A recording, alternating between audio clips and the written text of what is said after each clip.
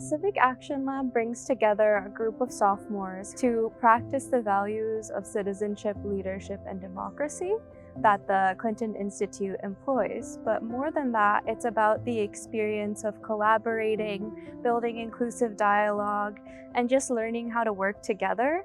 The Civic Action Lab is an opportunity for everyone to learn, grow in advocacy, groundwork activism, and overall understanding of your fellow advocate and your fellow neighbor.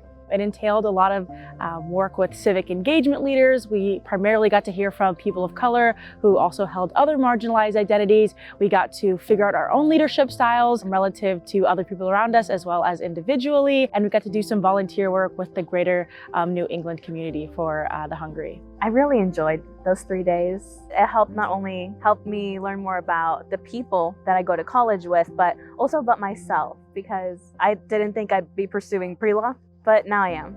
My favorite experience was the Edward M. Kennedy Senate mock trial, which was absolutely amazing. We went through the process of how they make a bill, and so they assigned each of us different senators and roles. So I was a Republican senator from Wisconsin, which I never would have dreamed I would ever pretend to be, but that was absolutely very fun. We talked to a lot of firsts, so it was, the first Cambodian representative, I believe, in the entire state of Massachusetts. I remember crying like 4 times because her stories honestly were just so impactful in so many different ways. And so the fact that they brought in real people who made an emphasis to talk about their identities and their hardships with those identities and how they overcame those hardships being in leadership positions, I think that was very new. I think it was very helpful. I think it was able to speak to a lot of people. Doing different grounds where community building activities don't actually have to be one form of activism. Something as simple as going to an island that is